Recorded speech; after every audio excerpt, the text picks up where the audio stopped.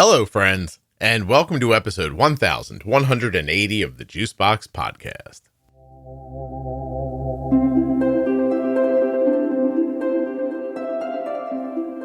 Hey everyone, I'm back. Today I'll be speaking with Micael. He's 25 years old, has had type 1 diabetes since he was 7. Micael also has vitiligo, Hashimoto's, ADHD, anxiety, and depression. We're going to talk today about Micael's experiences in college, boarding school, how he's learned to be more present, and a lot more. While you're listening, please remember that nothing you hear on the Juicebox Podcast should be considered advice, medical or otherwise. Always consult a physician before making any changes to your healthcare plan.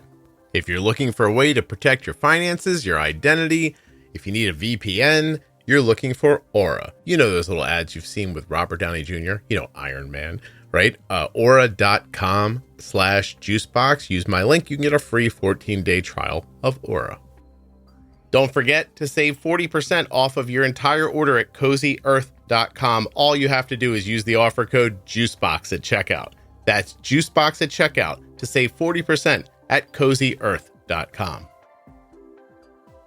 If you're looking for community, find the Juicebox Podcast private Facebook group, Juicebox Podcast, Type 1 Diabetes. We're coming up on 52, I don't know. We got like over 50,000 members. It's crazy. This episode of the Juicebox Podcast is sponsored by the Dexcom G7, made for all types of diabetes. Dexcom G7 can be used to manage type 1, type 2, and gestational diabetes. You're going to see the speed, direction, and number of your blood sugar right on your receiver or smartphone device. Dexcom.com/juicebox. Have you been experiencing the fear of missing out on Omnipod? FOMO? If you have it, it's easy to get rid of. Omnipod.com/juicebox. That's right. This episode of the podcast is sponsored by the Omnipod 5. This episode of the Juicebox Podcast is sponsored by Eversense. The Eversense CGM is more convenient, requiring only one sensor every 6 months. It offers more flexibility with its easy on, easy off smart transmitter and allows you to take a break when needed. EversenseCGM.com/juicebox.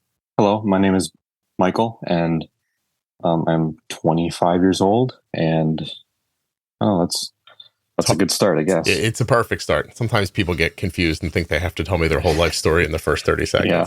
Micael, you're 25. You have type 1? Yes, type 1. How old were you when you were diagnosed? I was 7, so it's been 18 years. Okay. You're 25. You're diagnosed when you were 7. Mm-hmm. And do you have anything else going on besides type 1? I've got, I think before the diabetes, I was diagnosed with vitiligo when I was, I think, around the age of 4 or 5. Okay. And then the diabetes at 7. And then I've had Hashimoto's for, I don't know how long. I don't really remember when I started taking the medication for it. Mm-hmm. But I just got confirmation a few months ago that I indeed had Hashimoto's. I only thought I had just hypothyroidism. Right. But they said it's autoimmune. Yeah. Yeah. Did they find the lumps on it? Is that what they did? No, we did the antibody blood work. Okay. What prompted you to do the blood work? Because it didn't change the management at all, right? No, nothing really changed. I think I just wanted to know for sure, because I don't think I ever got an answer from previous doctors. And because I hadn't really, my medication, like the amount of levothyroxine I've been taking has stayed the same since I've been taking it. So I was like, maybe I should see if, maybe I need to go up, and maybe it's, if it is autoimmune, that means that's slowly, getting worse and worse. So, right. Yeah. So I just wanted to see if that was the case. Where does your TSH stay? Last I checked, which was a couple months ago, it was like the high 2s. So not terrible. But you could stand a little more, maybe. Yeah. It's sometimes good doctors, like even if they can't go up a full pill, some doctors will just tell you, like, listen, this is not me telling somebody what to do. No, yeah. But it could be as easy as an extra pill once a month. You'd be surprised how they can manipulate it, like the ones that really understand the dosing of it. Yeah, that's what I've been. Last time I went to the endo, he was just like, I'd already had enough of like my 50 milligram pills. So he's just like, I don't want to have you throw those away. So just every other day, take 2. Mm-hmm. And so that's what I've been doing. If I remember to take it in the morning. Got to remember, Michael. Don't make me parent you too. I got enough going on here. Okay. Yeah, I know. Okay. So vitiligo, type 1, Hashimoto's. I mean, that's pretty much it. And autoimmune. Not bad. I've got, considering. Yeah. Not bad at all. Yeah. And I don't really have any like adverse effects from the vitiligo. It's not really in any super visible parts. Mm-hmm. So it's not like I really have to worry about sunburn, or it's not really. And it's like, I'm obviously very white. So like, it doesn't really.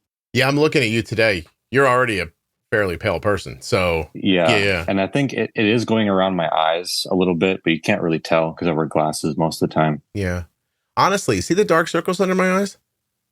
I maybe it'd be great if I could I just get a little right? I guess you don't get to pick where it goes, right? No. And it'll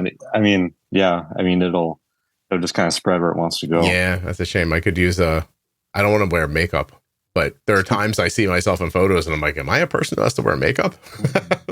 My eyes are so dark. Oh my gosh. Well, let's talk a little bit about it then. So what do you remember about your diagnosis, or do you not? I remember it was in August of, 2005.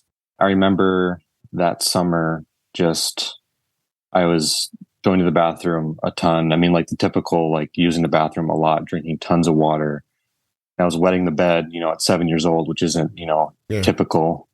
And like, I specifically remember we went to Walmart one time, and before we left, I was like, I got to use the bathroom. And then within like the 10-minute car ride to go back home, I was about to pee my pants again. Mm-hmm. I had to the car was basically still moving, hopped out of the car, went in the house and used the restroom. And so that went on for, I don't know, maybe like a month or two before my parents were like, there's something up. And my cousin was diagnosed with type 1 like 4 or 5 months before I was. Really? Okay. And he was like 2 years old, I think. So pretty young. And so they had some idea that like, maybe this is what's going on. And so they went in for the blood test, and my blood sugar was, I think it was like in the 700s. Oh God. Yeah. That's pretty, you said a month, at least, that the urinating was going on, right? I mean, from what I can remember, my memory isn't great. Sure. So I think it went on for a good, definitely a couple weeks. Okay. Yeah. And so your parents kind of recognized it because of your cousin, do you think? Or, I mean, they just recognized in general something was up? I think at first it was just something's up just in general. I haven't really asked a lot of specifics about like that time. Mm-hmm. That's just what I remember. Okay. And there's some stuff here in your note to me that I think of as autoimmune related. Mm-hmm. So kind of tell me about because you said very specifically, you're like, well, that's the end of that segment of my concerns, but you have others, right? Yeah. You want to share them? Yeah, I've got. Or do you want me to? Yeah, I mean, yeah, if you want to, I don't really remember what I wrote down. Okay. Which, so that was like almost a year ago. I have here ADHD. Oh, yeah. Is that diagnosed? Yes, it is. And it's a recent, like within the last like 2 years or so. Is it a thing you think you've always dealt with?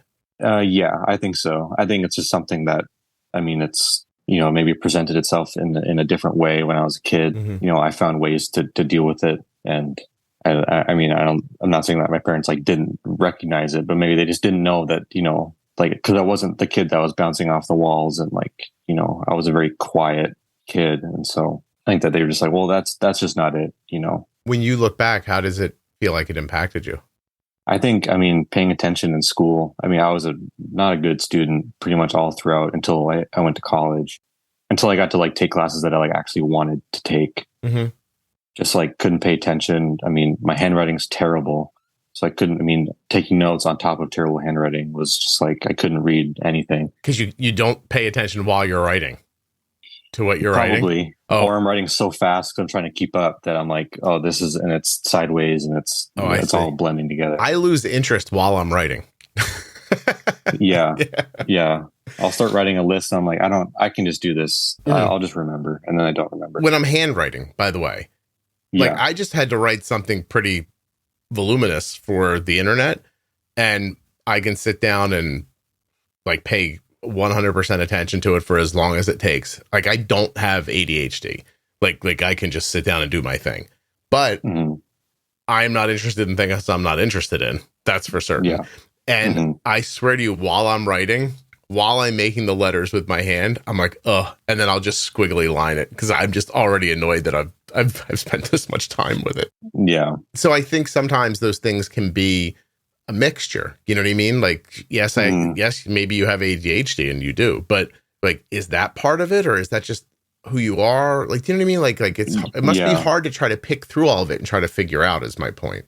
Yeah, no, I'm constantly thinking back on all these like little things that I'm like, oh, that's just something that I did, which is like it is. It's not like if I didn't have ADHD, I wouldn't have all these other things that I'm, that make me who I am. But just like all the little things, the more I think about it, I'm like, this is all starting to, the pieces are coming together and it makes sense. Right. This episode of the Juicebox Podcast is sponsored by the only CGM you can take off to get into the shower, the Eversense CGM. EversenseCGM.com/juicebox. Well, I mean, sure, you could take the other ones off, but then you'd waste a sensor and have to start over again. But not with Eversense. Eversense is a 6-month wear implantable CGM. So if you want to take a shower without anything hanging on you, pop off the transmitter, jump in the shower. When you get back out, put it back on, and you're right back to where you started. Come to think of it, you could do that whenever you wanted to. Maybe it was your prom night or your wedding day. Maybe you just don't want the thing on for a little while, but you don't want to go all through the hassle of taking it off and having to restart it and, starting back over with like wonky numbers and having to, all that goes with it when you take off a CGM and put it back on. Oh, but you don't have to do that with the Eversense CGM. Because Eversense is the only long-term CGM with 6 months of real-time glucose readings.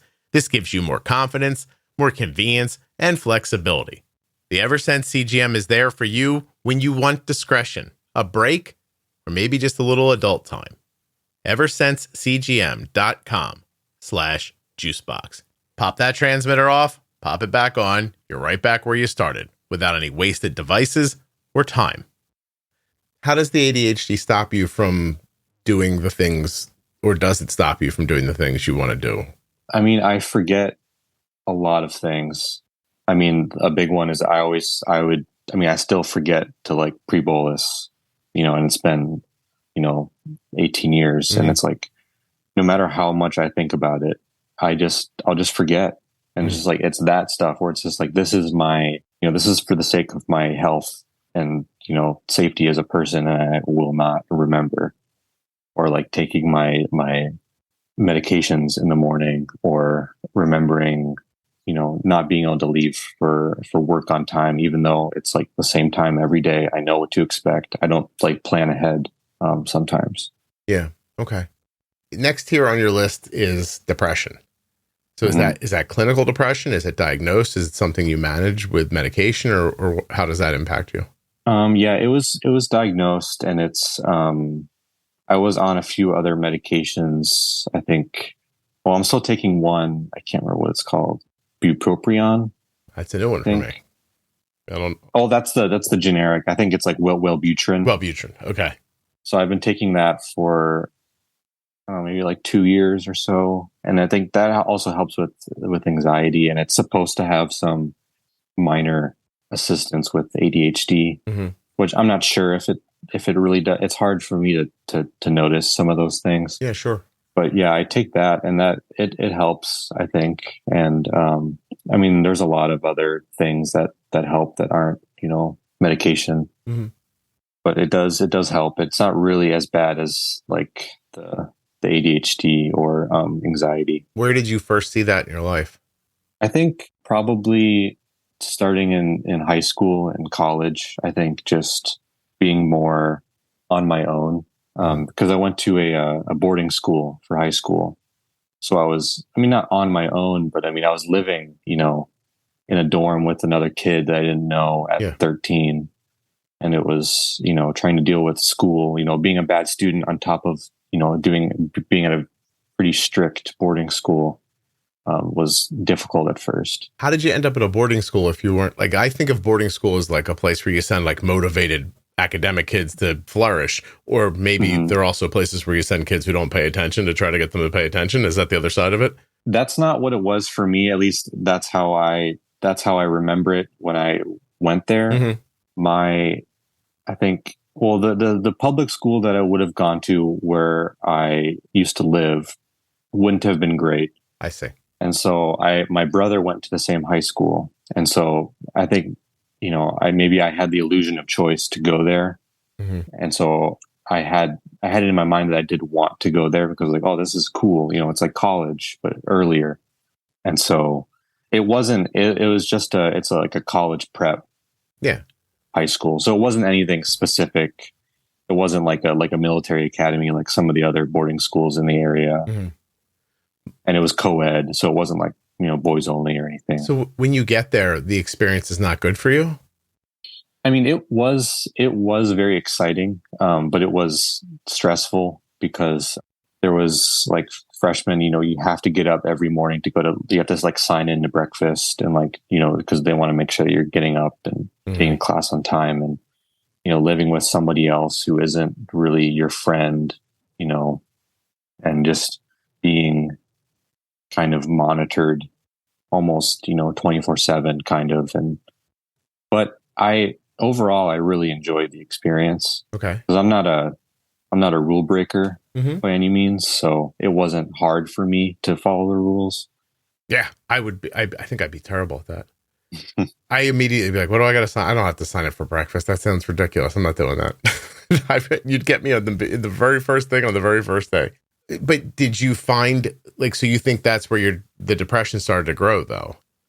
Maybe. I think just like kind of, being left alone, and it's not like I'm not a really social person either. Oh, okay. So then there's a lot of time in the day where it's very solitary for you.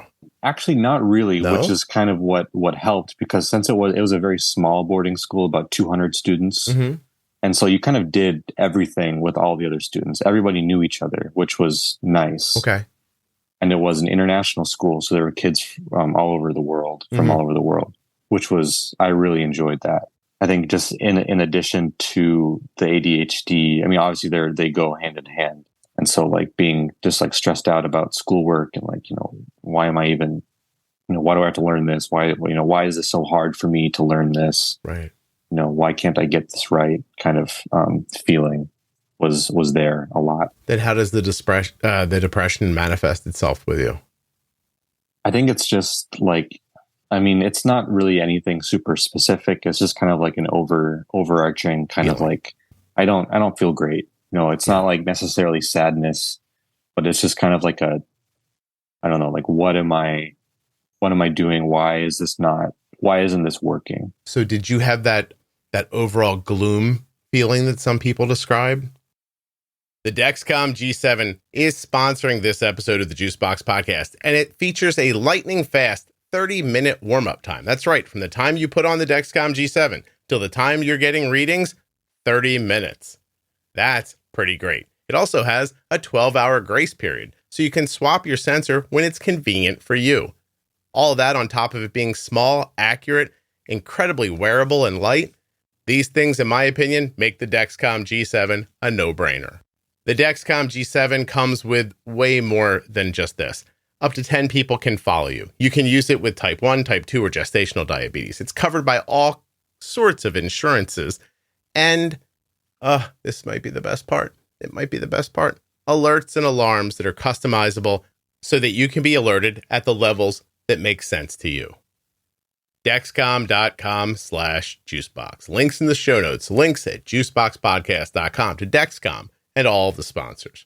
When you use my links, you're supporting the production of the podcast and helping to keep it free and plentiful. If you dream about walking past the doorknob without getting your insulin pump tubing caught, or fantasize about jumping into a swimming pool without having to disconnect from your pump first, you may have FOMO, fear of missing out on Omnipod. I know you wish you could wear any outfit you want with that tube pump that you have, but it doesn't fit everywhere. Not like an Omnipod would. The good news is You don't have to suffer from FOMO any longer. All you have to do is go to my link, omnipod.com/juicebox. I see a lot of people in my private Facebook group talking about their love of Omnipod 5. You may have seen those conversations as well. If you've found yourself thinking, I'm missing out. You don't have to miss out any longer. Omnipod.com/juicebox. Head over there now, read all about the Omnipod 5, and get started today. Just everything feels like a rainy day all the time kind of thing? Yeah, I mean, it wasn't, I think, until after, like, being in school helps because I was so busy. Mm-hmm. So I didn't really have a lot of like time where I could just do something like, and do nothing. Like there wasn't that much opportunity to do nothing. Same thing with college, like just so much work. Right. And so it was more like after college that things were like, okay, I got to find a job. I got to, we got to do all this other, responsibilities of, living on our own. And, I am able to kind of shake it off a little bit easier now. I don't know if that's because of the medication, or it's because I have more hobbies now, or something. But so when you were busy as a younger person, it wasn't too bad. It was there. You get out of school, and the new pressure, of finding a job and feeling like you have to take care of yourself for the rest of your life, all that stuff, that's there. You're managing your diabetes by yourself. When you're 13 in a boarding school, that's tough. Yeah, that was tough because I was never really great managing it to begin with. I was kind of pretty much not on my own, but I was taking it on pretty much right away from when I was like 8 or 9. Okay. I kind of did everything mostly on my own. I couldn't do the pump injections by myself. That hurt too much. I was too scared to do that. But like, giving myself insulin at school and stuff, I did that all by myself. I didn't go to the nurse or anything. And so that and not being great at it, and then being at school by myself with no one else who has type 1, not really anyone to talk about it. Yeah. Or to explain why this is hard. So that was a big part of it too. Come from a big family? I've got one brother. He's 10 years older, and I've got 9 cousins. Pretty much all my family that's in the U.S. is on my mom's side, and it's decently sized. It's probably about 20 people, but that's pretty much it. And then I've got some distant, and my grandparents live over in Sweden. But that's your background. A lot of autoimmune there. Yeah. How about that? Okay, so your brother's 10 years older than you, because I was trying to imagine. I'm not judging anybody, but I was trying to imagine how do I, if I'm your parents, how do I make the leap into sending my 13-year-old type 1 off to school by themselves? But they have a different sensibility than I do. They're from a place where that's pretty common. Yeah. Well, so it's just my dad is from Sweden. My mom's from just from the Midwest. Okay. And he's lived in the US since he was 19 or 18. I don't think that was really the case. No. I think it was just they thought I was taking good care of it by myself. But I would, they didn't know the whole story. They weren't necessarily checking all my records. They would go with me to the doctor and see, oh yeah, your numbers aren't great, but my A1Cs were never terrible. So I was kind of, barely, coasting through. Right. But you say I'm trying, and they believe you, and then it kind of just gets pushed on to the next appointment. Yeah. Or I would, they would see that I would, or a few instances, they would pick me up from school, and then I would realize getting into the car that 4 hours ago I didn't dose for lunch, and then I would dose, and they'd hear the pump clicking, and they'd be like, oh, did you forget? I'm like, no, this is for something else. And, that would, and then, so then, they would get upset or angry with me. And so then I would feel bad because I forgot. And then it just it compounds. When you talk about that, even now at your age now, you forget to pre-bolus. Does that mean you're literally in the kitchen cooking and it just never occurs to you, and then you sit down and you think, oh my God? Or is it that you're you're not thinking about food at all, then you just decide to eat and jump right into food. Like, does that question make sense? It's both of those. Okay. So like if I'm cooking, it's like the food's right in front of me and I know when it's going to be done. I know when I'm going to start eating. I'll get through the meal completely and I'm like, I didn't do anything. I don't even know what my number is. Not even before okay. Like you just don't have diabetes when it comes to food when you forget. There are a lot of moments like that where I'm like, I totally just am not aware of it for, maybe it's a half an hour at a time. And it's like, I know it's like in the back of my head, it's there. Mm-hmm. And it's like, I have a Dexcom. I have the glucose lights in our house so I can see everything. It's right in front of me, but it just totally just blows right past me. Doesn't prompt you at all. And it's not apathy, right? Like it's a thing that when you're talking about it, you're disappointed that it's not happening. It's not like you're like, I don't care. It just isn't happening. Yeah. Like, I mean, sure. There are some points where I'm like, I can't deal with this right now. And it's like, but that only happens if it's like, 3 a.m. and my blood sugar is a little high. I'm like, I don't even know where my pump is. Like it's downstairs or something. I don't like that'll happen every once in a while, but it's never like, I don't care. I don't care if my blood sugar is high. I don't care if I'm low. It's like, I know that if it's high for long enough, I'm going to feel like, crap for sometimes until the next day. Mm-hmm. When Arden was home from college recently, it just something, I forget what it was, honestly, but I had the feeling like we should test her blood sugar in the middle of the night. Mm-hmm. And I went into her room and I was like, I'm not going to wake her up. I'll just do it. And I couldn't find her bag. It was just nowhere. And the next thing I know, I'm in the kitchen in my underwear looking around and I'm like, it's here under something. And all I could think is, how could she go to bed without this?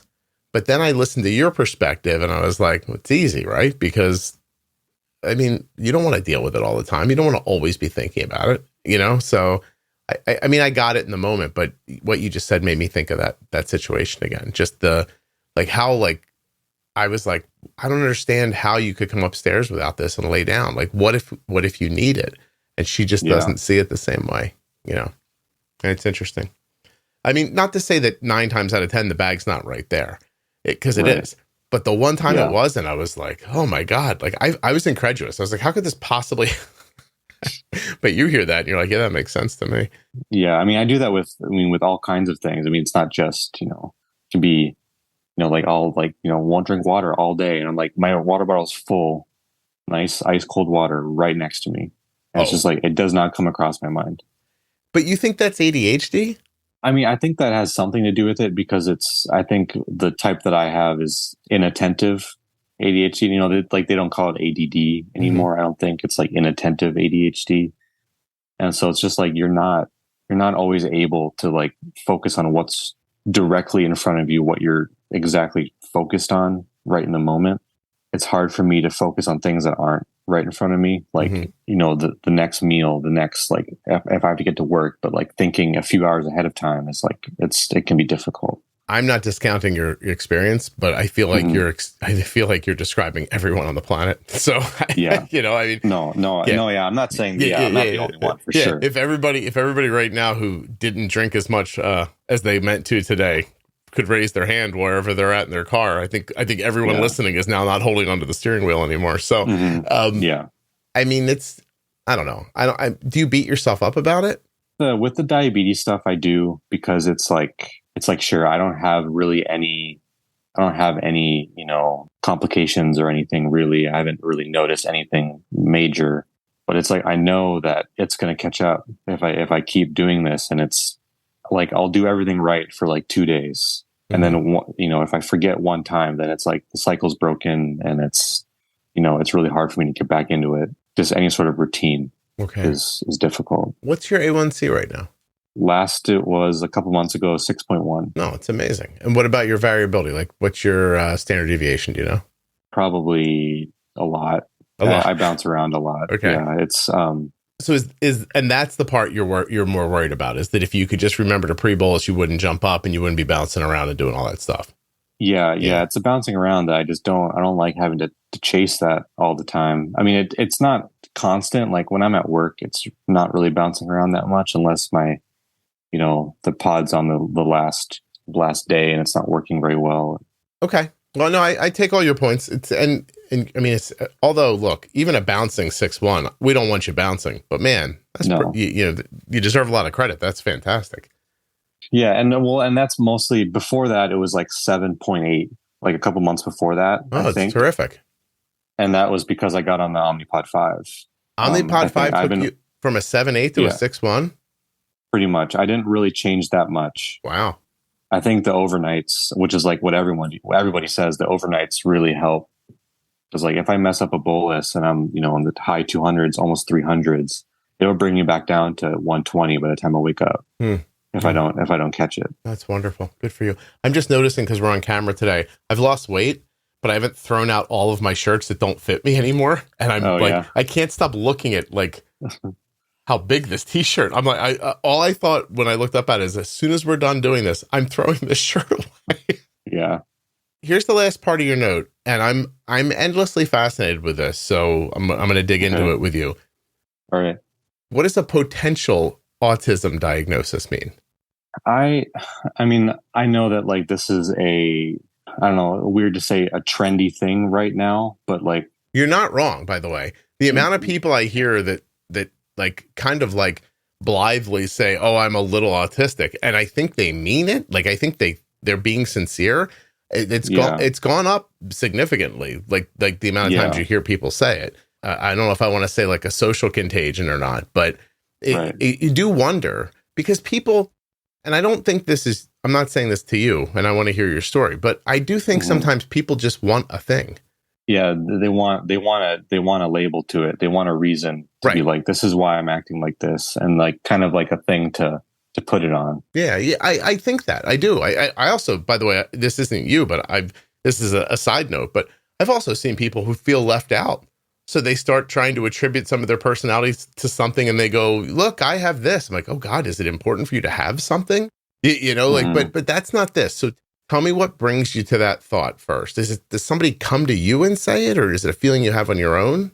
I mean, it's a little bit of both. It's something that I feel on my own. I've been with my current girlfriend for almost 6 years now, and there are a lot of things that she has noticed about me, that she has also noticed about herself, that we have kind of been like, this isn't. Neither of us have a ton of friends, and like I don't know. I mean, there's a lot. I mean, there's, obviously it is a spectrum of sorts, and it's hard to get, a diagnosis. And there are just a lot of things that, on top of the ADHD, all the social anxieties and things that could be attributed to that. And it's like, part of it is like, I want something to be like, this isn't just who I am. There is something, that, a reason why this is happening. Yeah. Yeah. And it's like, that's what I've always wanted to know. Well, what is it that's happening? Like, what do you mean for like social anxiety? What's that, first of all, for you? Like, I mean, it's just like, I can't talk to people if there's no reason for me to, like, I have absolutely no desire to like talk to people sometimes. And it was like, hard for you to like, say, like, it feels like a thing you don't want to admit. Yeah. Because it's like, it feels like I feel bad thinking this, like, or if I'm at, like, even if it's like someone in my family or someone at work, I'm like, I make myself ask them how their weekend was, kind of thing, where it's just like, but it's like deep down, I really don't care, but it's like, I do. I was like, I want to care, but I don't. Right. Like, I would be totally fine not talking to anybody all day except for my girlfriend. Michael, I got to tell you again, I don't know that you're much different than anybody else. So I know it strikes you hard. I'm looking at you. It seems upsetting to you that you don't care about their weekend. Can I be clear? I don't care about anybody's weekend either. Yeah. So none of us do. And it's not that we don't care. Yeah. It's that we don't have time to care. And I mean, if we were all living in a yurt together, then that's the right poll, right? Isn't a yurt a giant tent that hippies live in? Yes. If we were all living in a yurt together, then I might say to you, "Hey, what's going on, Michael?" And I'd really care, because I wouldn't have anything else filling up my brain. But you're 25, you're with somebody, you live in a place that, from what I can tell, looks clean. So you've got like stuff to do. There's responsibilities. You're working a job. There's probably things you enjoy doing with your free time. And you're out of time to worry about how gym and accounting's like weekend went, but you're such a decent person. You're upset for not caring about his weekend. Am I right about that? Like, am I characterizing that pretty close to correctly? Yeah, no, yeah, that's definitely like I am in no way saying that I am like the only one. Mm-hmm. No. You know, that like this is, But let me stop you, Michael. Even there, you're concerned that we're discounting how other people feel while we're having this conversation. You don't need to concern yourself with how they feel. Like, we're just talking about you and me. You know what I mean? And they're listening in. But we're not saying, see, you're young, so you don't know this, okay? But this is a fairly new phenomenon in the last like 10 years where we all have to pressure ourselves to be worried about how you feel about what I'm saying. Like, that didn't used to be a thing. If you were 40 years old and we were having this conversation right now, you'd be like, I don't know, man. I don't care how people's weekends go. And that would be the end of it. And you go, but I heard about this and I'm wondering if maybe I got a touch of this. And that's how our conversation would go. It would never occur to you or to me to worry that someone hearing it could be offended or upset by it. That is a fairly new phenomenon. It burdens you. Like, I mean, it's burdened you a couple of times in the last half an hour already. Like, you're worried about other people. You know what I mean? Which is nice, but not to the level where it impacts you. I care about other people. I hope they have a good weekend. I don't want anything bad to happen to them. If it does, it's not my fault.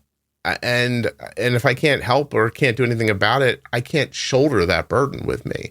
So are you an incredibly like empathic person?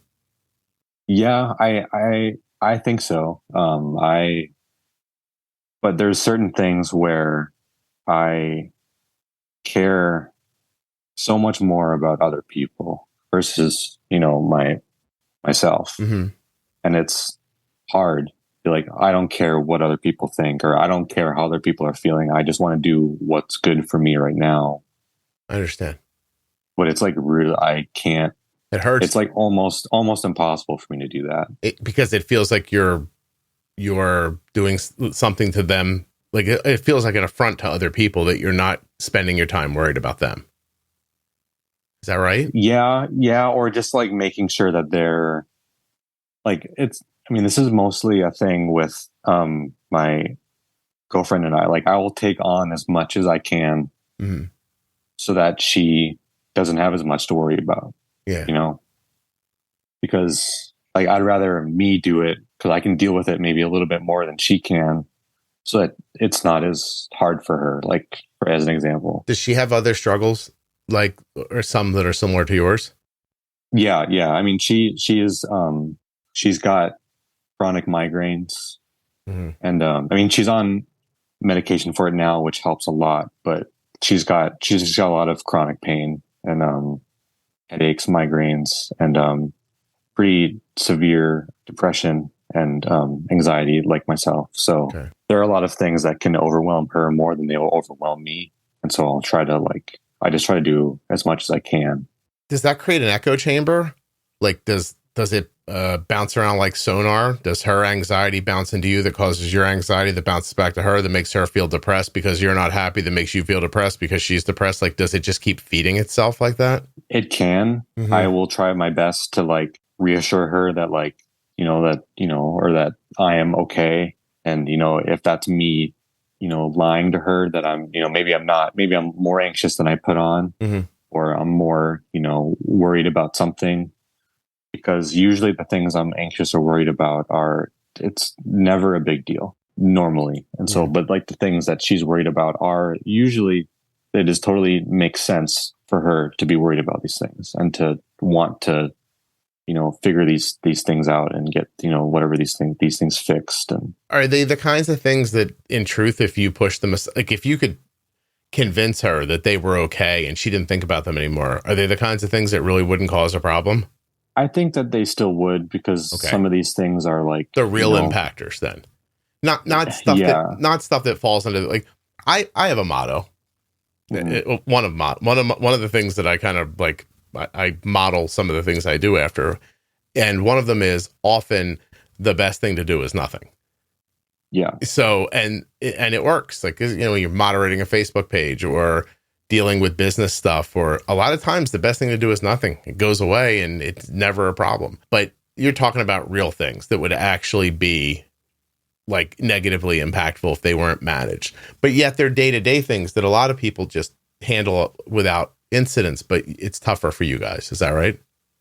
Yeah, like, maybe it's deciding what we want to eat for dinner. It's just like, it's hard for us to think about like a week at a time versus a day at a time. Mm-hmm. So like stuff like that, it can, like, I used to get really upset when I couldn't decide what to make for dinner, which is like, it sounds, I know how that sounds. Like, it sounds ridiculous, and it sounds, or like, if things don't work out as well as I wanted to, and it's like not that big of a deal, I'll just get like unreasonably upset if it's something like in my personal life or if it's at work. So let's say that is autism for a second. Let's just suppose it is, right? You need somebody to teach you how to deal with that stuff, right? Mm-hmm. Yeah. And so you need services, I imagine, that would identify this and then help. Yeah. But it's you and her by yourself. Are your parents involved in your life anymore?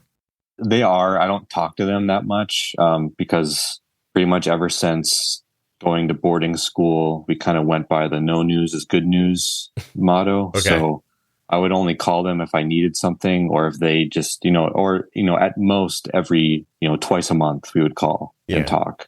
But it's just like, so if I asked your mom right now how you were, she'd be like, oh my God, he's great. He's got a job. He's got a girlfriend. They got a nice place. Like, that's how she would respond, right? Yeah. Does she know all this stuff about you? I mean, she knows. I mean, they've known about the anxiety that was like my first, like, it's, I guess, mental health diagnosis when I was a kid, because it used to be really bad. Like, I used to go to a diabetes camp in the summer, and it was like a 4-hour drive. And the morning of, and the entire car ride, I was incredibly sick and nauseous, and I would throw up.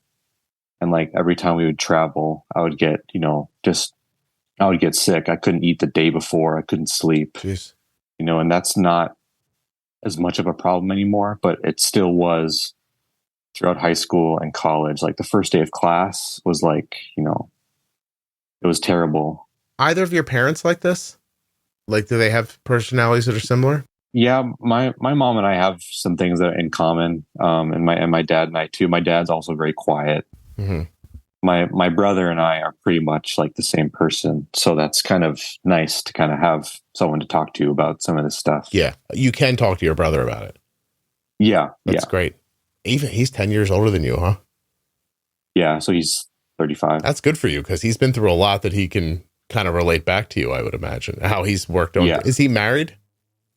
Yes. Yeah, this is unfair, but is he married to a person who's similar to him? It's unfair because he's not on here, but I won't ask more than that, because you've found a person who understands your stuff because they have the same stuff. Did he have to do the same thing? I'm not sure if that's necessary. I mean, they are pretty similar. Okay. But they're not, I don't think that they are like the same person by any means. Okay. But I think that she is very understanding. Just like, I think, just very understanding of like all the things that, that he has going on. Okay. Which is really all that you can ask for. Yeah. Yeah. So I'm sorry. So back to my initial thought was, you don't have somebody that you do have somebody, it's your brother, just not your parents, that you could go to and say, hey, these are the issues I'm having. I think I need help. I don't really know where to go for that help. Like, have you tried saying that to him? Yeah, I have, because he's gone through a little bit more than I have. He was diagnosed with bipolar disorder, like, I don't know, maybe 6 or 7 years ago, maybe more. I don't know the exact date. And so he's had his fair share of therapy and, going into a hospital for that, and, staying there for, a week or so, and like dealing with that on top of, trying to explain that to our parents. Mm-hmm. That must have been fun. Yeah. I mean, I know that it did not go that well, because they don't, people of, my parents' generation, I mean, obviously this is well known that like they don't fully understand the severity of some mental health issues. Yeah. And they also, I mean, I think it can be common for people to not want their children to have problems to begin with. Yeah. So saying I've learned this, oh, no, you just don't like car rides, like that kind of stuff. You know what I mean? Like, cause that's probably how they remember, because in honesty, when you're vomiting on the way to like diabetes camp, they're not thinking, oh, that's a really anxious kid I got there. They don't see it that way. You know what I mean? Yeah. So it makes sense. Wow, man. That's a lot. You overwhelmed me for a second. So don't feel bad. I know you're going to feel bad. No. Don't feel bad. I'm all right. Don't worry. The internet already attacked me today. You can't hurt me. I'm good. Oh, really? Yeah. Every once in a while, the internet likes to come for me. Today seemed to be the day. Wow. What made you want to come on the podcast? Because sorry. No, Michael, I didn't know you were going to get emotional. Go ahead. Take your time. It's fine. It's fine. Do you want me to cry? Would it help if we were both crying? Because I'll do it. I could cry in 3. No. If I look you in the face for 3 more seconds, I'm going to cry, just so you know. So, like, it's okay. Take your time. Yeah, it's just that this, listening to this podcast has helped a lot, because I've been listening for a couple of years at this point. And just like, I want to be able to do the same thing for, someone else, even if it's just that one other person, that maybe has something similar. And like, because like I've had some friends that are diabetic, and like obviously going to camp was like probably one of the best things I could have done. I went consistently for like 15 years in a row. Mm-hmm. And so I think just, having someone like you who's, taking this thing and just making it that much more manageable, and like, even if it's just, having people who don't have diabetes understand, and just all the different perspectives. I just wanted to be a part of it, because I'm not very active in like on the Facebook group or anything. I think the only time I posted on there was because I ran out of pods and insurance didn't send me more. I was trying to see if I could get some, but it's not an uncommon moment. Yeah. So let me make sure I understand. I think I do. Mm-hmm. And you made me cry, so I'm good now. No, we're both going to cry. You found this connection it's giving to you, and you recognize that the reason there's value in it for you is because other people come on and tell their stories, and you want to add to it. Yeah. Okay. Well, thank you. And like, cause like, I know that, I may not be the only one who has this exact, experience, but everyone's got something a little bit different, and everyone's got a different combo of, autoimmune diseases and, mental health issues, and, different stages of their life. Right. Well, I think you'd be surprised by how many people have your combo, actually. Yeah. And I wouldn't know without making the podcast for certain, but it's incredibly common. The anxiety, depression part, along with the autoimmune stuff. It's just like, even when you said your brother had a bipolar diagnosis, it was hard for me not to say, doesn't surprise me. So many people have said it. Like, somebody in their family has a bipolar diagnosis.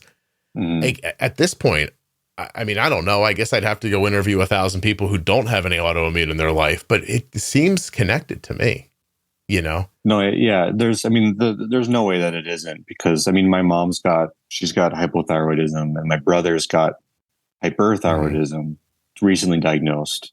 My grandma on my dad's side too has thyroid issues. So like, it's, and like all this stuff on, cause like, I think I've heard you say that, ADHD can be, inflammatory kind of in the same way. And it's definitely related. And then they kind of bounce back on each other, cause like your blood sugar's out of whack. And it pushes the inflammation around more, and you're not who you are on top of everything. Yeah. I completely buy into it. Listen, I'm not a scientist. I don't know how cells work and how inflammation works. And also, I think we're in the infancy, even in the science world, of how people understand inflammation. Or even if I would have said 20 years ago, if I would have turned to somebody in my life and said, I think it's possible that the biome in your gut is impacting how you feel and how you think. I don't know that people wouldn't have locked you up for saying something that sounded crazy. I'm still old enough that when I say it out loud, I get weird douche chills. I'm like, oh my God, do I sound ridiculous right now? But I think it's obvious. You know what I mean? Like, I'm not saying it would fix anything, but like, I'm drawn to ask you if you're taking a good probiotic. And that makes me sound like a lunatic in my own voice, like in my own head. You know what I mean? No, but yeah. I mean, after listening to, I've listened to all those episodes where you talk about the different supplements and ardent supplements. And I started taking, I was already taking magnesium, but I started taking it. I think I was taking a little bit more because, you kind of have to take too much to know how much to take. Yes. And so that's been helping a lot, and taking the same digestive enzyme, which I think the past month, I have not taken it. I've totally forgotten that I even had it. But that did help. That helps, I think, with the even just making sure I don't go sky high after a meal if I didn't, if I was a few minutes off on the pre-bolus or something. It helps. So now you're going to make me really upset. Like, I'm actually going to cry now because to know that sharing that with someone helped you or anybody is, Michael, I don't want to turn this conversation to me, but and I also know that people are laughing now and they're like, of course you just got, but I don't. So but it's conversation. Yeah. It's a team effort. But the thing that happened today online caused me to have to explain what it's like to be in my position. Right. And it's a thing that I can tell you with great certainty that most people won't be able to understand. Like, it's like, I know we all think of ourselves as internet, everybody feels like they're a personality now on internet because everybody has, an account here and there. And you might even have 1,000 or a couple thousand followers.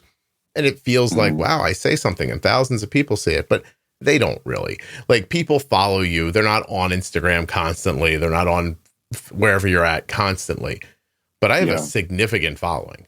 And you would think that it would impact me to say that, it's obvious. I talked about this and it was going to reach you and you were going to try it and it was going to help you. But I don't have that feeling about myself. So I don't honestly think that way. I know that there are probably some cynical people who won't believe this, but I'm just recording my thoughts and then I put them out and they do what they do. And I don't really think about them anymore after that. I'm not here maniacally trying to be like, oh, I'll say this and this, and it'll make people think. I don't think like that. So that when someone comes back and says that the podcast has been helpful for them in some way, there is a small part of me that's shocked by it every time. I'm just like, oh, wow, that's crazy. Really? Good for you. That's how it feels to me when you say that, oh, I heard something that helped me. And so it's just it's impactful to hear that something about your life got better because something happened to my daughter and we talked about it on here and it made its way to you. And anyway, I think when I say that, it must seem disingenuous to some people. How many people you're reaching. Cause I do, I know how often the podcast is being downloaded and how frequently and what the numbers are and how it ranks and all that stuff.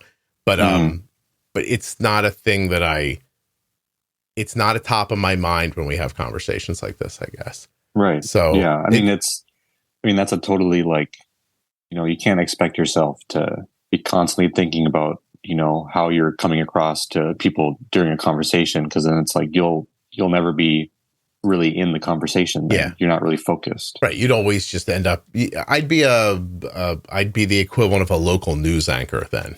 Do you know what I mean? I'd have a big dumb look on my face and I'd only say things that I know everybody could agree with. We love it when it's sunny, right, Bill? Yeah. Great. Thanks. That's going to help no one, but okay. Anyway, you shocked me. When you started talking about the magnesium, I'm like, oh my God, he does that? Where would he hear about that? Yeah. So it's an oddity for me. I get better at it all the time, absorbing it and taking it. But there's also part of me that thinks that I shouldn't go too much farther the other way because what's over there except me just pompously believing that everybody hears what I say. And I don't think that would be healthy to feel like that. So, I don't feel like that, but I wouldn't want to either. Anyway. Wow. Well, you definitely help people with your story. That's for sure. That's really great. Well, I mean, you're incredibly open, and people can't see you, but it's been we've only been talking for an hour. It's been difficult for you at times, like genuinely difficult to say things that you've said. And that's very nice of you to do. Actually, I have a question going all the way back to like 20 minutes ago, or maybe 20 minutes in. You said, like, I don't care how their weekend is. Could that be the Wellbutrin keeping you from caring how their weekend is? Or did you not care before the Wellbutrin? That's a good question. I don't know. Maybe, but I'm not taking, I mean, I think I'm taking like 300 milligrams. But that's a good question. It's hard for me to take notice of some of these things. Sure. So I'm like, I don't remember. That's why I brought it up. I don't know what it's like to, like, like, it's hard for me to have breakfast sometimes in the morning before I go to work. But then the mornings I do have breakfast, I won't really notice if I feel better. Like stuff like that. It's like hard for me to like, I can't pay attention to myself enough. It made me wonder, like, is the medication helping you with one thing, but hurting you in another way? And because like that description, like you won't know this until you hear it back. Maybe not even then, but that push and pull of like, I do care about their weekend, but I can't make myself care about their weekend. That's like a torturous statement, you know, and it's tough to know, like, but I also don't know what you're being helped. Like what has been alleviated for you that is incredibly important to be alleviated. I don't know that either. So, and I mean, even I don't even know what's been alleviated. Like I'd have to stop taking it to be like, oh, this is what it was helping me with. Just like the enzyme. Like, I don't really know. Yeah. You start taking it and it helps and everything gets better. They actually say that what's the word I want? Just let's just say depression medicine. Like the biggest problem that they have with it is for people to become non-compliant taking it because they have a problem. And then for the ones that start taking it that are helped by it, their life normalizes. And then they start thinking, I don't need this medicine. I'm fine, when the medication might be the only reason they're fine. And, and so, you get put into a slightly different reality than you would be in without it. You don't even know where the other reality is, let alone have ability to, I guess, adequately discuss it and evaluate it. Right. Yeah, it's a weird position to be in. Do you ever think of just stopping it, or do you remember what it was like before that? And that doesn't seem like a good idea.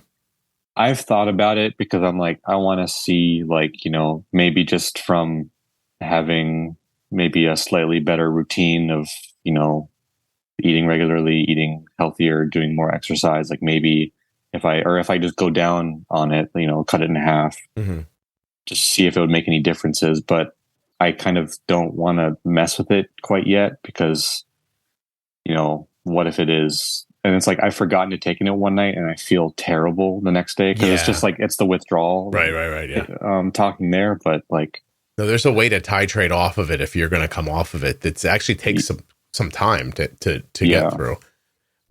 Prior to did you ever have like thoughts about hurting yourself or anything like that? Nothing serious. Is always fleeting, like kind of like, but it's always in, like, I have a lot of guilt about a lot of things that are like unreasonable guilt. So that kind of, can play a part. Be overwhelming without it. Yeah. Yeah. I was going to ask you, did anything like tragic or traumatic happen to you when you were younger? I don't think so. Okay. I mean, other than the diagnosis, which really, I remember like crying when they had to prick my finger because it hurt, but like, and like having to deal with all the shots and all that stuff. Yeah, I'm talking more like a neighbor's never taking you in the basement to show you his train set or something like that. Nothing like that. Yeah, okay. Nothing like that. I mean, I got a pretty gnarly concussion a couple of years ago, but I mean, like that's not. But nothing like, no physical or like mental abuse, sexual, mental, like physical abuse, nothing like that. And you had a bad concussion, but you've had these problems prior to that. Yeah. Okay. Not to say that it has to be one way or the other, but the stories that I hear from people over and over again, it's either wiring or something really bad happened. You know what I mean? Yeah. Like, and that's it. Do you see somebody? Do you talk to a therapist? I do. I see someone almost every week. Good. Does it help? Yeah, I think it does help, even if it's just like, having someone Vomiting to out talk your to that feelings. isn't, Yeah. that isn't, my girlfriend or isn't, family or friends, and someone who can like really kind of understand what's going on. But it helps in that it relieves the pressure, but it's not lessening the strain overall. It's just keeping it from exploding. I think it's just, being able to get it out and to like talk about it in a way that, like, just how I am talking here. It's like, I don't really, it's like, in a way I know you, but not really. I understand. Yeah. And so it's like, it's really easy for me to talk to somebody I don't know, which is kind of weird. Because it's like, if I like talking to people at work, it's like, I don't want to let them know who I really am all the way. Yeah, no, I agree with you. Because it's like I see them every day. Yeah, and you got to keep the job too, and you don't want them all to walk away and go, "We should get rid of Micael." Yeah, yeah, he's worrying me. And yeah, it's a weird place to try to make like a really sincere personal connection, because there's always the job is at the core of why you even know each other, and I don't know what you do, but if you're in a competitive environment, there are certain terrible people that will use that against you to try to just jump up the ladder. You know what I mean? So and thankfully I work at a very, very relaxed, and somewhat, I don't want to say easy, but it's a pretty easy job, and I really like it. Okay. And it's hands-on. So I'm a hands-on person. So, but they're not, it's not a place where people are clawing at each other to make $10 more or something like that. There's only like 7 or 8 people that work there. So. Oh, good. Okay. Well, that's good. It sounds like a good fit for you. Did you end up making it through college with a degree? I got my BFA in furniture design from SCAD. Oh, really? Yeah. Oh, where are you? I think I'm not supposed to say my daughter goes there. So, I know. Are you in Atlanta? Were you on the Atlanta campus or Savannah? Savannah. Oh, no kidding.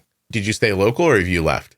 We left to go to Milwaukee after we graduated. We graduated 2020, so the worst time to graduate. And then we moved back. We're back in the Southeast. Okay. After like almost 3 years in the Midwest. Because we like the weather down here, and it's more familiar to us, and we're close enough to Savannah because we loved living there. It was amazing to live there. Arden can't wait to leave. Really? She's like, it's too hot, and everyone moves too slowly. That was the other thing. She's like, the slowness can get to you. I mean, but after 4 years, I mean, you kind of learn to work with it and to like enjoy it, to be like, you don't need to move fast. You're going to get way too sweaty to move fast. I think those two things actually do impact each other. Yeah. It's a lovely area. I've visited obviously a number of times, and I've always had a good time. I've never lived there for more than a week, but it's always been a really pleasurable experience actually. Yeah. So do you design furniture for a living? Not for a living. I mean, obviously, ideally, that's what I wanted to do when I graduated. I wanted to do more, hands-on furniture making, and maybe some. I mean, obviously, I love to design and make my own stuff, which I still do for making stuff for our house or making stuff for friends. I'll do, but never really got a job to do that because it's a pretty small industry. Yeah. And like, I don't want to be sitting behind a computer doing CAD work, all day, because it just sounds like the worst. How do you apply what you learned then in the world? Making stuff for myself. I love just making, like, I've always loved making things that somebody or myself could use in their everyday life. I think that's just something like really fulfilling for me. And so the job I have now it does that, and just in a different way. Okay. And so, I mean, I use my like whatever I learned for like design wise almost every day, but furniture wise, I'm always thinking about stuff I want to make, but I haven't had a job in like the furniture or like woodworking industry like properly. I was a finished carpenter for a few months, and I did a furniture maker apprenticeship with a guy in Milwaukee for a few months. Did you enjoy it? Yeah. Oh yeah. I really liked the apprenticeship. The finished carpentry was difficult. I mean, it was during the winter in Wisconsin, so it was really cold. I mean, started at like 7 a.m. and I had to drive 30 minutes to get there. It's freezing outside. Doesn't seem that bad, but it does when it's -1 degree. yeah, and the roads are frozen, and the house that we're working in isn't finished, so it's not heated. And my girlfriend's from Texas, and so anything below 50 is the coldest ever. And so like living there for almost 3 years was bad. Oh, so that's please. Why I moved. Yeah, she must have hated that. And you go where your girlfriend wants to go, so you're stuck. Yeah, well, and it was because she had a job. She had a job right out of college, so we figure why not? And it's it wasn't the worst. I mean, we did really love living there for half the year. Did you guys meet at school? Yeah, we met at SCAD sophomore year. Mm-hmm. Nice. Oh, that's life. That's lovely, actually. Arden's a sophomore right now. Nice. So yeah, she's working, it feels like 50 hours a day at the stuff that it's fascinating how much work there is. Yeah, it's funny because obviously every school is different, but people will come into an art school like that and be like, oh, it's going to be easy. But it's like when you have 2.5-hour studio classes, and like I had a couple 5.5-hour classes, and like it's not, and it's like you're working constantly, and it's like it's definitely not easy, and it's not, especially the first year and doing all the gen eds and the life basic, drawing and those things, drawing one, 3D design, all that stuff is it's not easy. She's in life drawing right now, and last week the instructor, the teacher, whatever you would call them, I didn't go to college, so I don't know fancy words, I guess professor, they said, hey, this weekend you have to draw this, and you should spend at least 6 hours in the lab doing it. And Arden was like, I have so much to do. Like, I don't know how to accomplish that, but she did it.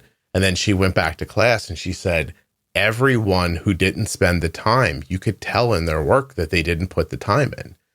She's like, so the time it's the effort, but the effort takes a lot of time. And if you don't spend it, then you don't get it back. She said that the teacher picked hers up, said it was really good, showed it to people, said this is like what we were looking for, that kind of thing.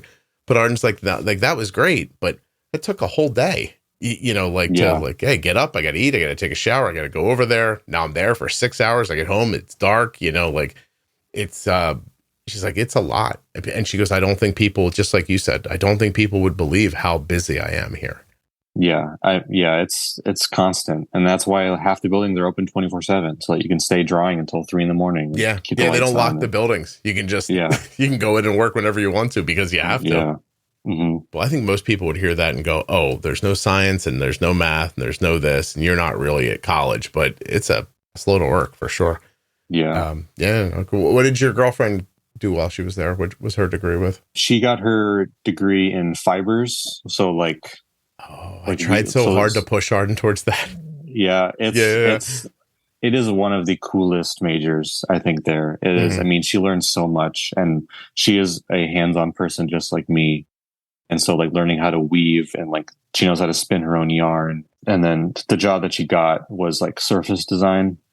So it's designing print and pattern for clothes and graphics, and the flowery prints on a dress, stuff like that. Yeah. But it was a corporate job, so she hated it and she left. I think that's what Arden said. She's like, I'm not going to want to do that. I even I'm like, just take a minor in it. And I was like, seriously, it looks so interesting. And she's like, I don't know. And I'm like, oh, but we were really my wife and I were like, this is good. I would look at this. And she's like, not what I want. We're like, all right, okay. Yeah, no, I mean, you should, if she could take even just a class at Pepe, it's the building's awesome. And the minor I had a friend in furniture who took the minor, and he said it was a lot of fun because it's just and it would go hand in hand with fashion. I know. That's what we really did push her towards that. She just took a business track as a minor instead, because I think she really feels like she's going to run a small business at some point. Yeah, want to do her own thing. Yeah, that's definitely, and you can't really go wrong with that. Right. So we'll see. But anyway, Arden doesn't go there. She goes someplace in, where am I supposed to say? Chicago? Chicago. Yeah. And all of you are wrong, and please don't look for her in Savannah. I had a note the other day from a woman who said, I'm not a stalker. Any note you get online that begins, I'm not a stalker, you're like, red flag, I'm going to die. Yeah. But anyway, this one, she goes, I'm not a stalker, but she goes, I was in Forsyth Park the other day, and I saw a girl with an Omnipod or with a Dexcom on her arm, and she had like your daughter's color hair, and I stopped myself from going up to her. And I responded back and I said, listen, you're lucky you didn't do that, because that wasn't her, because Arden doesn't wear a Dexcom on her arm. Oh.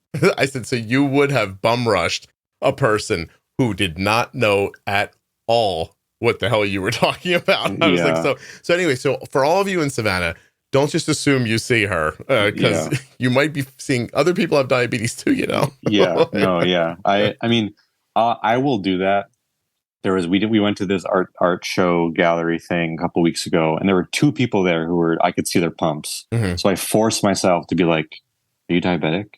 And like ask them questions and be like, oh, like I would love to get your number. Right. So that we can like have some sort of, community, which I think is really important, something like, the podcast, or just like, being able to have somebody to, even if it's like I had someone at SCAD who we had the same, Omnipod, Dexcom. So like I would often run out before my insurance would get me more. Mm-hmm. And so she would trade me one, and I'd give her one when I got mine in the mail next week. Of course. Like stuff like that is just like, it's a priceless resource. Yeah. Like diabetes, give a penny, take a penny.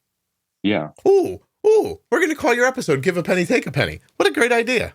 All right. See? You mind that? That sounds good. All right. Because, I mean, that's what you're doing, right? You're adding your story and taking other people's stories out. I'm putting that in there. Mm-hmm. That's perfect. Look at me. Being creative. All right. Anything? We miss anything, Michael? Anything we should have talked about that we didn't? I don't think so, unless there's anything you wanted to ask me more. I mean... You feel good about what you got out, though? I want to make sure about that.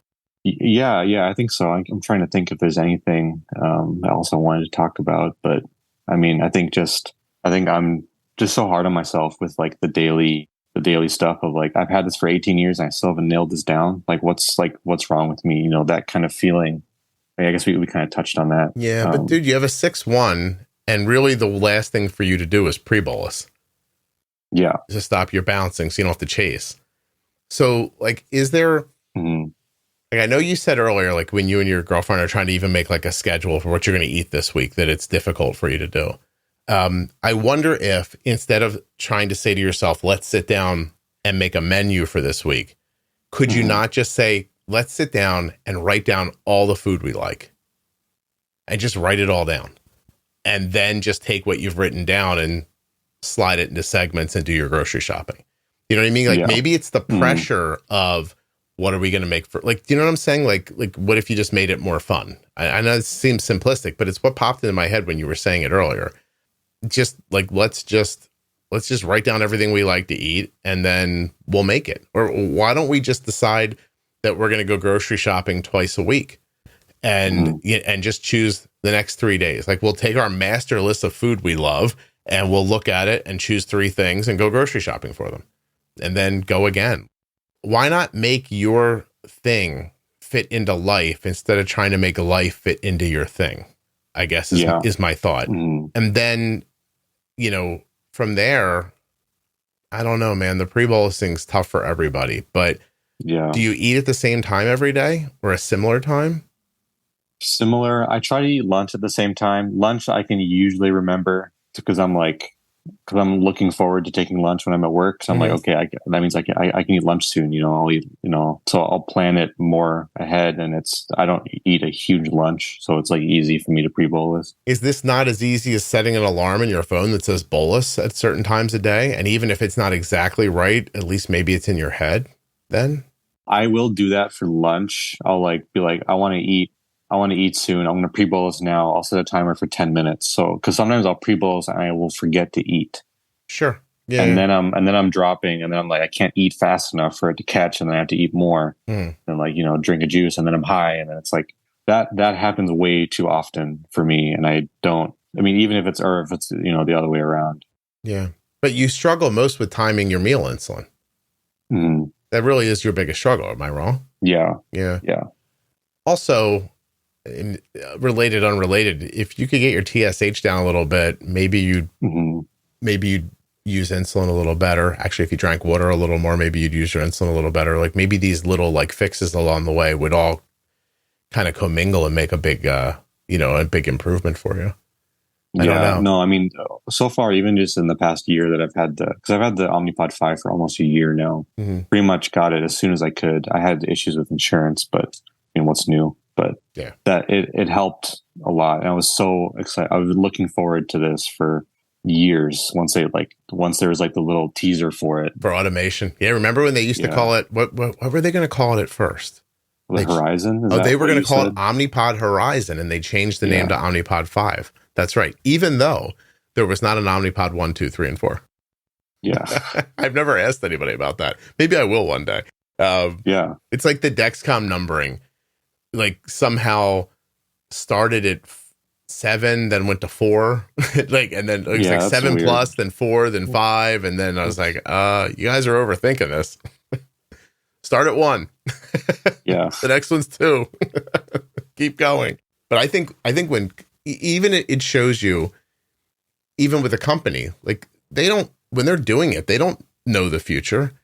Like they probably didn't realize when they were making Dexcom that there end up being iteration after iteration after iteration of it. You know what I mean? So the first person calls it something, and then you wake up 3 years later and you're like, oh, our naming system doesn't work right. It's just what happens. Honestly, I have that problem sometimes with my episodes. I'm like, oh, I shouldn't have called it that. Now I'm stuck, and now you got to work around it, and it's a pain in the butt. How'd you find the podcast? My dad was out walking his dog, and one of their neighbors has type 1, and she had mentioned it to him, and that was like, I don't know, that must have been sophomore or freshman year of college. Okay, and so that's how I heard about it, and then I didn't listen to it for a while until I remembered it, because I wasn't really listening to podcasts yet. Like I was just like, I'm not ready to I don't have time to listen to podcasts. Like I can't really listen to them in class, and I was more I couldn't do them yet. But now I'm like podcasts 90% of the time, and so so I found it through my dad. Okay, and it helped you, like management wise. The podcast has helped you make better decisions. Yeah, I mean, I didn't know about. I mean, my doctors haven't told me anything basically about. I didn't know about protein rise, and I didn't even know about pre-bolusing until a few years ago. I mean, I knew that that's kind of what you should be doing, but that's not we didn't do that at diabetes camp. We didn't, the doctor didn't tell us about that. I did. The extent of my diabetes education was you can read a nutrition label, you're good. Okay. And that was and I was 7 years old. And so then no more after that. So Micael, maybe it's fair to say that maybe you don't forget to bolus as much as you've been trained not to. Like maybe this is a habit you're trying to break. You know what I mean? Yeah. I have I don't think I've had a good habit. I don't have a consistent habit of anything, I think, which is weird to think about, but I think about it a lot. I'm I haven't done anything good consistently for, more than 3 days in a row. Dude, pick one thing. Just pick one thing. Do the drink water thing. Or you know what I mean? Pick one thing and then prove to yourself that you can break a habit. And you know what I mean? And then just keep trying to apply it to other things. It's going to be a long process, but here's what I'm pretty certain of. If you were my kid, and I am old enough to have, oh my God, that's weird. But I would say this, there's trying and there's accepting it. So if you just accept that, if you accept it and oh, I'm never going to get this right, it's not going to make anything better because you're still going to torture yourself about it. You're going to feel disappointed. I hear it in your voice when you're talking about how you treat people, or even how you feel. You're just going to burden yourself in a different way, right? So so there's no choice, in my opinion. You got to keep working at it. And then working at it can't just mean knowing that you're not doing a thing. It has to mean actual functional steps. So you have to create steps that are small enough that they're going to make an improvement, but tell yourself it's okay if it doesn't happen today or this week or this month. It has to be a big improvement. And and I can tell you, I gave myself over to that idea when I started Wegovy, because the doctor will say to you, oh, wait till you see, once it's in your system, you're going to lose a pound a week. And I know when the doctor says that, they're like, that's amazing. A pound a week's amazing. But back then when someone says it to you, you're like, what? Like a pound, like I got more weight to lose than all that. Like how's that going to help anything? But that's how it happens. You lose a pound a week. So you just accept that that's the situation, and you call that, you don't just call it progress, you celebrate it. The weekends and you're a pound lighter and you're like, I can't believe this. You don't look in the mirror and go, I have to lose 50 pounds. So this is not very exciting.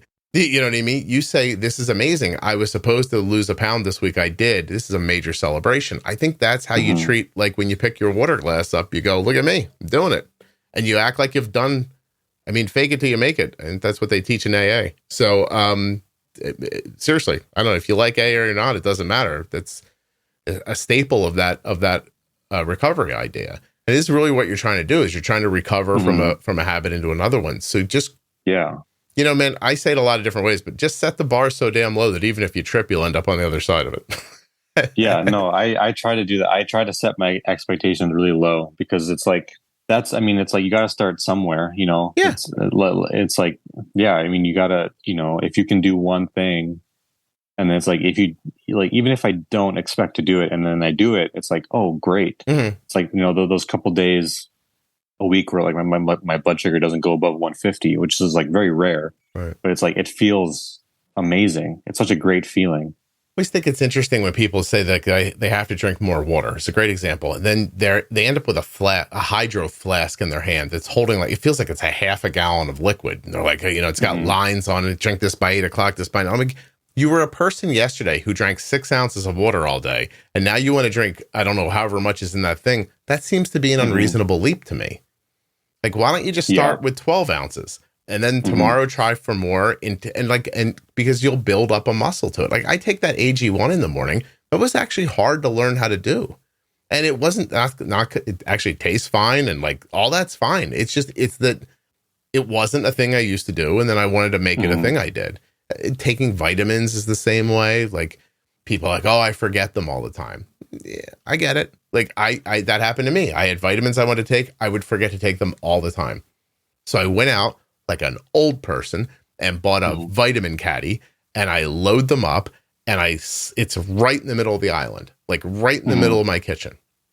My wife does not like them there. So she moves it, and then I go take it and I move it back, because not because I'm messing with her, Michael, although that is a lovely byproduct of it, because I do enjoy screwing with her, but not because of that, but because I just said to her, I'm like, if it's not right here, I won't remember. And that needs to be important to you, because it's important to me, and I need them to be right here. So there's this big, ugly plastic thing on my countertop, and I cannot avoid it. I literally put it, I did the like physical equivalent of taping it to my forehead, or writing pre-bolus on my palm or something like that. You know what I mean? So, and then it became a habit, and now I can't forget. Like, it's impossible. Every day I'm like, oh, I take these vitamins. Every day I eat something that I know my body will struggle with. I take those enzymes with it, because I leave them out in front of me. Like, I don't give myself the opportunity to forget it. So I don't know. You and I aren't the same person, but I hope something in there is valuable for you. Oh yeah. I mean, I did the same thing with my pills. I got like a very nice looking wooden pill case, so that if it's on my nightstand, it looks good, and I'll be like, oh, it's right there. Let me just take it. I can preload it, you know, for the week, and it has a morning side and a night side, so I can keep it all right there. I thought for sure you were going to say that you made it. Like when you said no, wood, I wish. I wish. It does look really nice. I mean, I probably could, but it would be, this person did it so well. So it's like, I'd rather take it from somebody else. Michael, I really appreciate this. We're getting along now, so I'm going to say goodbye. Okay, I want to hang on for a minute and talk to you when we hang up. And then, and I appreciate your time very much. Thank you. Of course. Yeah. Thank you. Oh, it's a real pleasure. Hold on one second.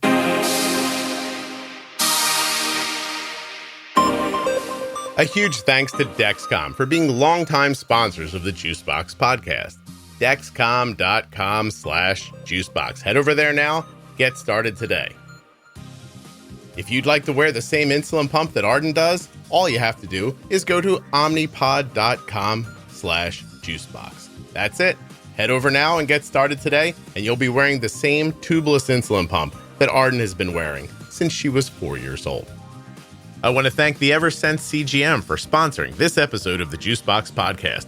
Learn more about its implantable sensor, smart transmitter, and terrific mobile application at eversensecgm.com/juicebox. Get the only implantable sensor for long-term wear. Get Eversense. If you're living with type 1 diabetes, the After Dark collection from the Juicebox Podcast is the only place to hear the stories that no one else talks about. From drugs to depression, self-harm, trauma, addiction, and so much more. Go to juiceboxpodcast.com, up in the menu, and click on After Dark. There you'll see a full list of all of the After Dark episodes. I know that Facebook has a bad reputation, but please give the private Facebook group for the Juicebox Podcast a healthy once-over. Juicebox Podcast, Type 1 Diabetes. The group now has 47,000 members in it. It gets 150 new members a day. It is completely free, and at the very least, you can watch other people talk about diabetes. And everybody is welcome. Type 1, Type 2, gestational, loved ones, everyone is welcome. Go up into the featured tab of the private Facebook group, and there you'll see lists upon lists of all of the management series that are available to you for free in the Juicebox Podcast. Becoming a member of that group, I really think it will help you. It will at least give you community. You'll be able to kind of lurk around, see what people are talking about, pick up some tips and tricks. Maybe you can ask a question or offer some help. Juicebox Podcast, Type 1 Diabetes on Facebook. Thank you so much for listening. I'll be back soon with another episode of the Juicebox Podcast. The episode you just heard was professionally edited by Wrong Way Recording. WrongWayRecording.com.